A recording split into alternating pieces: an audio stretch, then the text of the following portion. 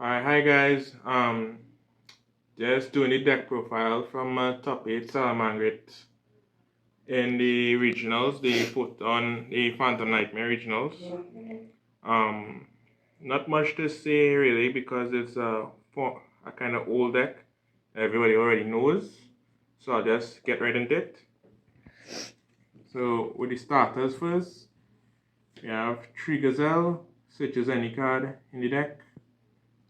3 Salamangreat of Fire. Highly debatable because it fire locks you, so a lot of the community is split between playing it at 3, playing it at 2, playing it at 1, or not playing it at all. I elected to play it at 3 because I played a build with more Salamangreat names. So being able to add off of this and then linking it off would trigger Gazelle, especially if it is you add Gazelle off of this. So it'd be easier to start a combo. And then we have 2 Foxy. Community is also split on this. They believe it should be played at 1. I played it at 2 because of some of the side deck choices I make. And 3 Circle.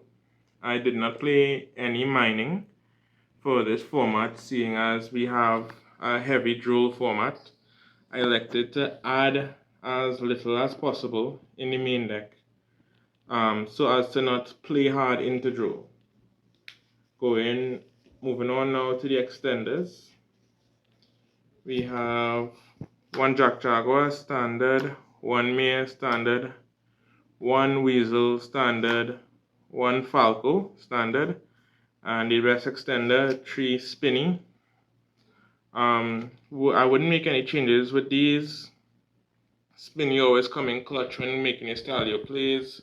Jack always good for recycling. Mare actually came in clutch because if it is you activate its first effect to toss a salad monster to special summon itself, it helps triggers Gazelle. Also, if you bounce it with Falco and it comes back to hand, it activates its effect to summon itself.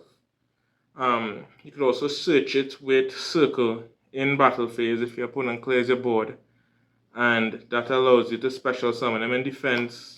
He'll take 1 attack, he'll save him with Balinks, he'll take another attack, and then once he's destroyed, he triggers Raging Phoenix Engrave to come back.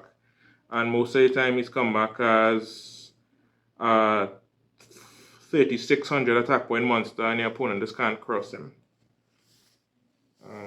Moving forward now to the rest of the Salad engine. We have 1 Sanctuary, 2 Will, 1 Rage, 1 Raw. Pretty standard ratios. Rage and Raw came in clutch all day, and the Will helped play through the Nibiru, as well as top decking it would actually turn a game completely around. And the 1-hour field spell that always finds itself in my opening hand. The one little spicy deck I had was 2 Fire Recovery. A lot of lists don't play this card. The reason I chose to play it is because it's a non-once per turn reborn, and it also replenishes your banished fire monsters. So while practicing in person, a lot of people would just elect to banish the princess. This recycles princess and gives you a draw. You could also just leave it in the grave to sleep after you've been drolled, and then the next turn gives you an additional draw for resources. Going to the hand traps now. 3 Ash, 3 Bell, 3 Droll, 3 Crow, 3 Imperm. This was a meta call in terms of the hand trap lineup. Bell replaced Nibiru, and the reason why I have no Nibiru, not even in my side deck, is because for salads, if it is you run a Nibiru, you'll cast Nibiru and Princess on the same turn. So normally, if it is your Princess, if you activate Princess effect, you'd be locked into fires, so you can't summon Nib. And if it is you use Nibiru, you wouldn't have any monsters on the field, any fire monsters to target with Princess.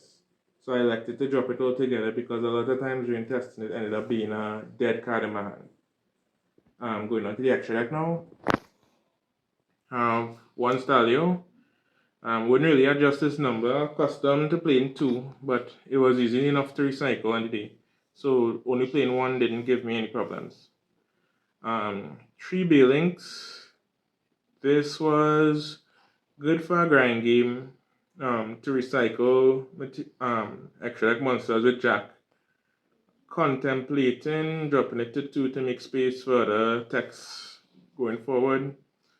2 Sunlight Wolf, a former main boss monster recycler. Some games I just didn't even go into him, honestly. I have multiple ways of going into Princess. He is just one. 1 Heat Leo for non-destructive removal. This was good against Snake Eye as well as some Floodgates to shuffle back Snake Eye monsters or shuffle back. It was an in-engine way to shuffle back face of Floodgates. 3 Raging Phoenix.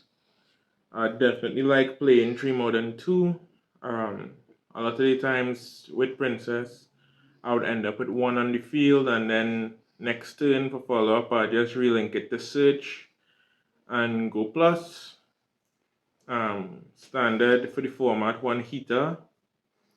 I also have 1 Wicked and 1 Splash Mage.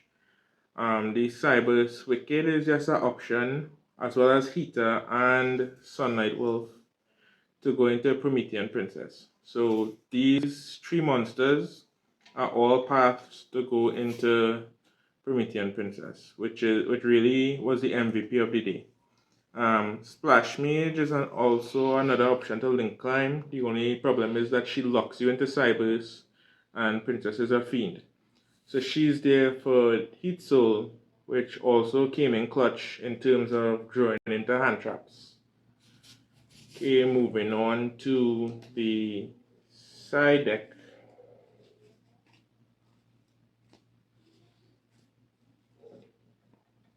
I have 3 Cosmic Cyclone, 3 Deck Lockdown, the MVP of the side deck, 2 Anti-Spell Fragrance, which came up once, 3 Evenly Matched, 3 Forbidden Droplet, and 1 Duster. Honest reviews of the side deck, Cyclone didn't come up at all.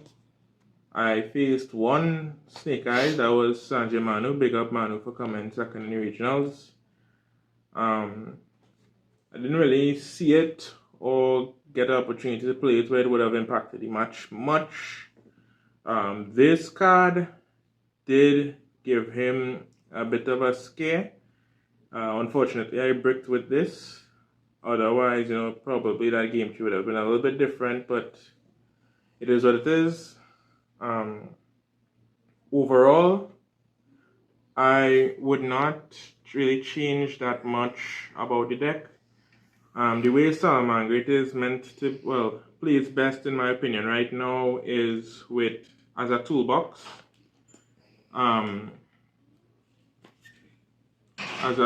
So essentially what you do is you add and recycle the entire engine over and over again. The deck itself adds a lot. It draws a lot naturally. Fire Recovery gets you a draw. Weasel gets you a draw. Heat Soul gets you a draw.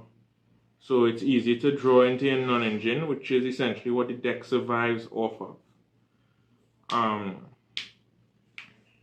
The deck itself, it has a pop and a negate, and it has a lot of engine removal, Stalio being a bounce, Heat Leo being a spell removal, but it can't really keep up with other decks as a core by itself, so it has to rely heavily on hand traps and non-engine. Running 15 hand traps was the best choice. I contemplated board breakers and going for his text, but ultimately decided on the hand traps, and they really didn't let me down at all in the tournament.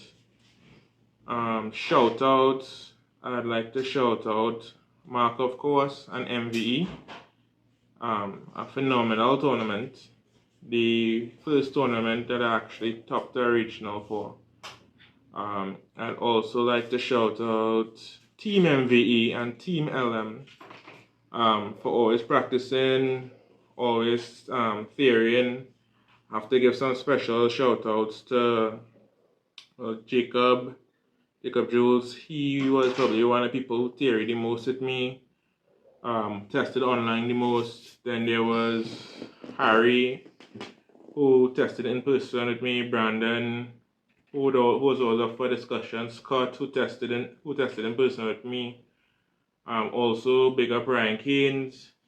Me and him had a little theory session like a couple days before, and all of it really helped me to get my very first stop this weekend there. So yeah, big up MVE, big up LM, big up Team MVE.